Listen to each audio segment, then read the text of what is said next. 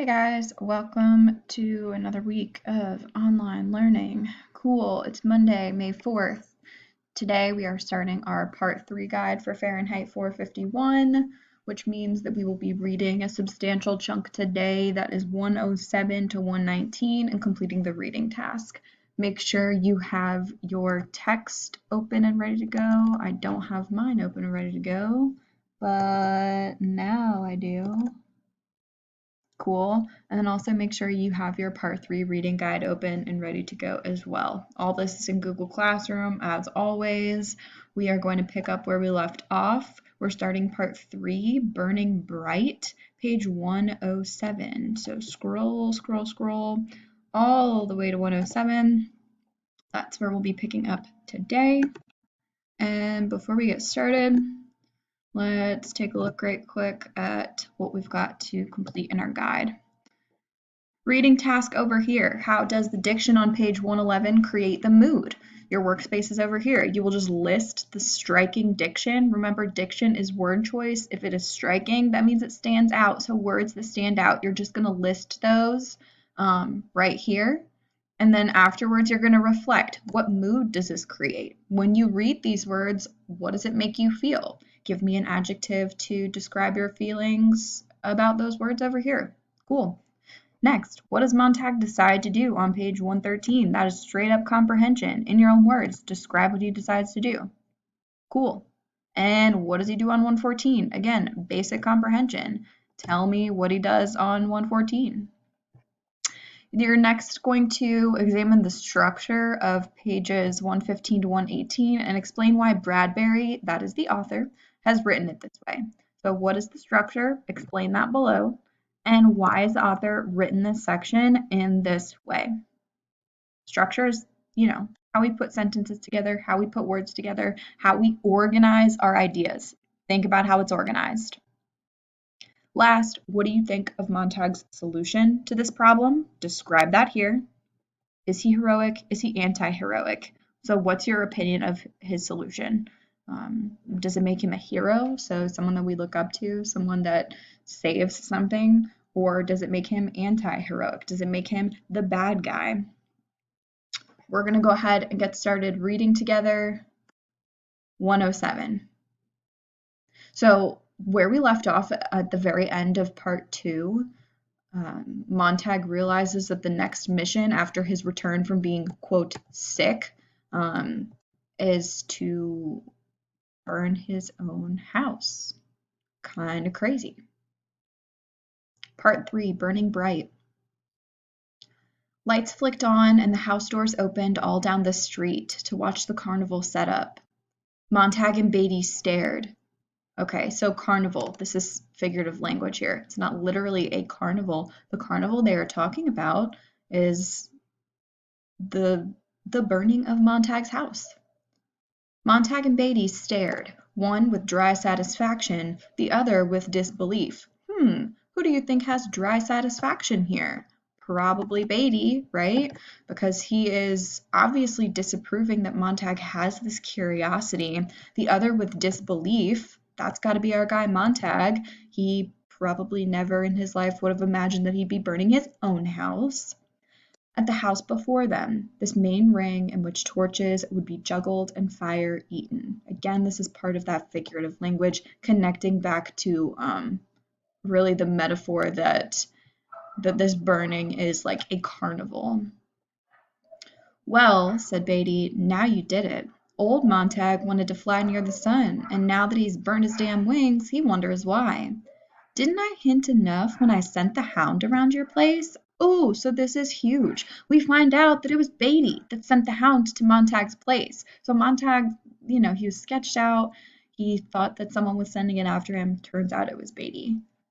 Montag's face was entirely numb and featureless. He felt his head turn like a stone carving to the dark place next door, set in its bright borders of flowers. Beatty snorted. Oh no, you weren't fooled by that little idiot's routine now, were you? Flowers, butterflies, leaves, sunsets. Oh hell, it's all in her file. I'll be damned. I've hit the bullseye. Look at the sick look on your face. A few grass blades and the quarters of the moon. What trash. What good did she ever do with all of that? Montag sat on the cold fender of the Dragon, moving his head half an inch to the left, half an inch to the right, left, right, left. She saw everything. She didn't do anything to anyone. She just let them alone. Alone? Hell, she chewed around you, didn't she? One of those damn do-gooders with their shocked, holier-than-thou silences, their one talent making others feel guilty. God damn, they rise like the midnight sun to sweat you in your bed. The front door opened. Mildred came down the steps running, one suitcase held with a dreamlike clenching rigidity in her fist as a beetle taxi hissed to the curb. So Mildred is leaving him in the dust. She's getting out of there. Mildred! She ran past with her body stiff, her face floured with powder, her mouth gone without lipstick. Mildred, you didn't put in the alarm. She shoved the valise in the waiting beetle, climbed in, and sat mumbling, poor family, oh, everything gone for now. So instead of, oh no, I'm having to leave my husband and my home behind, she's worried about her damn TV show. Beatty grabbed Montag's shoulder as the beetle blasted away and hit 70 miles an hour, far down the street, gone. There was a crash like the falling parts of a dream fashioned out of warped glass, mirrors, and crystal prisms. Montag drifted about as if still another incomprehensible storm had turned to him, to see stone men in black wielding axes, shattering window panes to provide cross ventilation, the brush of a death's head moth against a cold black screen. Montag, this is Faber. Do you hear me? What's happening? This is happening to me, said Montag. What a dreadful surprise, said Beatty. For everyone nowadays knows, absolutely is certain, that nothing will ever happen to me. Others die. I go on. There are no consequences and no responsibilities, except that there are. Well, let's not talk about them, eh? By the time the consequences catch up with you, it's too late, isn't it, Montag? Montag, can you get away? Run? Asked Faber. Montag walked, but did not feel his feet touch the cement, and then the night grasses. Beatty flicked his igniter nearby, and the small orange flame drew his fascinated gaze. What is there about fire that's so lovely? No matter what age we are, what draws us to it? Beatty blew out the flame and lit it again. It's perpetual motion, the thing man wanted to invent but never did, or almost perpetual motion. If you let it go on, it'd burn our lifetimes out. What is a fire? It's a mystery. Scientists give us gobbledygook about friction and molecules, but they don't really know. Its real beauty is that it destroys responsibility and consequences. A problem gets too burdensome, then into the furnace with it. Now, Montag, you're a burden, and fire will lift you off my shoulders clean, quick, sure. Nothing to rot later. Antibiotic, aesthetic, practical. Montag stood looking in now at this queer house, made strange by the hour of the night, by murmuring neighbor voices, by littered glass, and there on the floor, their covers torn off and spilled out like swan feathers, the incredible books that looked so silly and really not worth bothering with, for these were nothing but black type and yellowed paper and raveled binding. Mildred, of course. She must have watched him hide the books in the garden and brought them back in. Mildred. I want you to do this job all by your lonesome, Montag. Not with kerosene and a match, but piecework, with a flamethrower. Your house, your cleanup. Montag, can't you run? Get away. So that's Faber talking. No, cried Montag helplessly. The hound, because of the hound. Faber heard, and Beatty, thinking it was meant for him, heard. Yes, the hound's somewhere about the neighborhood, so don't try anything. Ready? Ready. Montag snapped the safety catch on the flamethrower. Fire! A great nuzzling gout of flame leapt out to lap at the books and knock them against a wall. He stepped into the bedroom and fired twice, and the twin beds went up in a great simmering whisper with more heat and passion and light than he would have supposed them to contain. He burnt the bedroom walls and the cosmetics chest because he wanted to change everything. The chairs, the tables, and in the dining room the silverware and plastic dishes, everything that showed he had lived here in this empty house with a strange woman who would forget him tomorrow, who had gone and quite forgotten him already, listening to her seashell radio pour in on her as she rode across town alone. And as before, it was good to burn.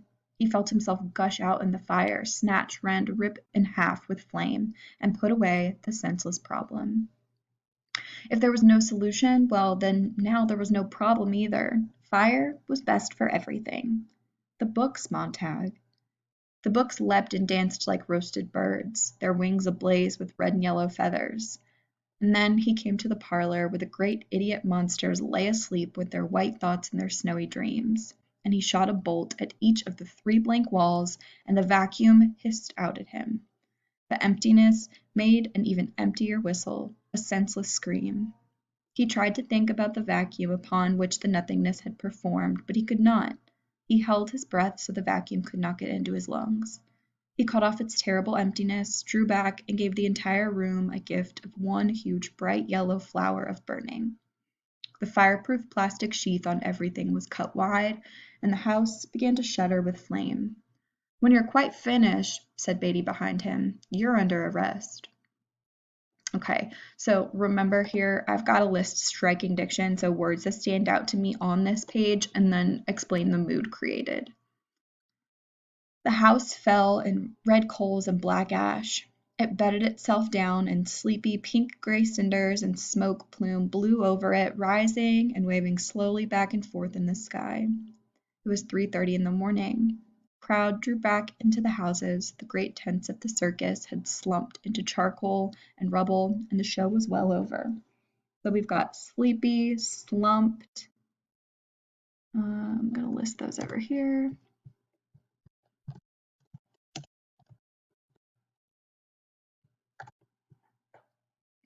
Montag stood with the flamethrower in his limp hands. Limp is another one. Limp would indicate lifelessness. Great islands of perspiration drenching his armpits, his face smeared with soot, drenching, smeared. So far, these have more of a neutral, like lazy connotation, whereas these have more of a negative connotation. The other firemen waited behind him in the darkness, their faces illuminated faintly by the smoldering foundation. Smoldering is another good one, which means that it's slowly burning. Montag started to speak twice, and then finally managed to put his thought together. Was it my wife who turned in the alarm? Beatty nodded. But her friends turned in an alarm earlier that I let ride. One way or another, you'd have got it. It was pretty silly, quoting poetry around free and easy like that. It was the act of a silly damn snob. Give a man a few lines of verse, and he thinks he's the lord of all creation. You think you can walk on water with your books? Well, the world can get by just fine without them. Look where they got you, and slime up to your lip. If I stir the slime with my little finger, you'll drown. So I'm going to pause here, go back to my reading guide. What mood does this create? To me, it seems like it's a defeated mood, right? Like I feel defeated. I feel kind of hopeless because it seems like Montag is really lost in this moment. Beatty's finally caught him. He's caught in the act. He had to burn down his own house in front of a crowd of people. So it seems like a defeated and hopeless moment for Montag. You all are going to continue on with your reading, so finish up where we left off. So 112, you're going to read all the way through to 119, and then just finish up these boxes here in your reading guide. If you have any questions, hop on office hours or shoot me an email. Good luck, enjoy the rest of your reading, and we will talk tomorrow.